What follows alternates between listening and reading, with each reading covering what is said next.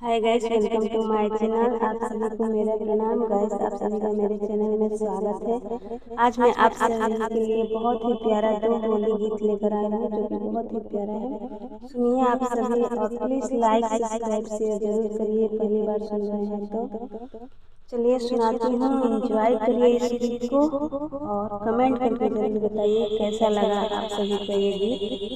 चलिए सुनाती हूँ, सुनिए आप सभी। अखियाँ भइले लाले लाल, एकानी दस तेरी बलनुआ। अखियाँ भइले लाले लाल, एकानी दस तेरी बलनुआ। अखियाँ भइले लाले लाल, अखियाँ भइले लाल लाल, अखियाँ भइले लाल लाल, अखियाँ भइले लाल लाल, अखियाँ भइले लाल लाल, एकानी दस तेरी बलनुआ। अखियाँ भइले लाल लाल, एकानी दस तेरी बलनुआ। चढ़ते फागुनवा गवना लेके आईनी, चढ़ते फागुनवा गवना लेके आईनी। मीठी मीठी बतिया में सुधिया हेरैनी, मीठी मीठी बतिया में सुधिया हेरैनी। हाय टूटे लागल मोरा पोरा पोर हो, हाय टूटे लागल मोरा पोरा पोर, एकानी दस तेरी बलनुआ।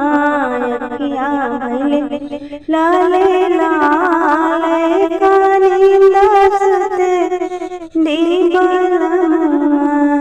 काल्हे के जागल हो भइले भीन सरवा, काल्हे के जागल हो भइले भीन सरवा।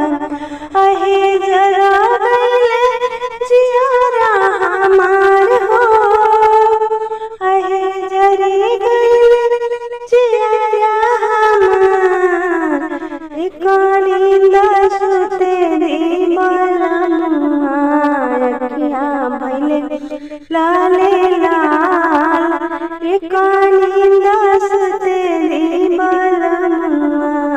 अखियाँ भइले लाले लाल, एकानी दस तेरी बलनुआ। चलिए दूसरा गाना सुनाते हैं। खेला होली हो, खेला होली, खेला होली हो, खेला होली। अइले अइले परदेसिया खेलब होली, अइले अइले मोर परदेसिया खेलब होली।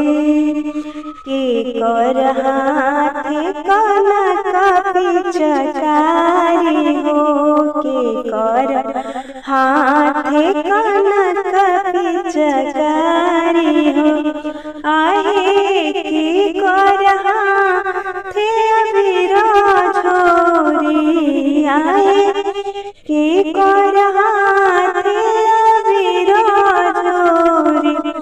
अइले अइले मोर बलनुआ खेलब होली, अइले अइले मोर बलनुआ खेलब होली। खेलब होली हो करब जोरी, खेलब होली हो करब बलजोरी। अइले अइले मोर बलनुआ खेलब होली। बलमा के हाथ कनक पिचकारी हो, बलमा के हाथ कनक पिचकारी हो। आहे गुड़िया के हाथ अबीरा छोरी, आहे गुड़िया के हाथ अबीरा छोरी।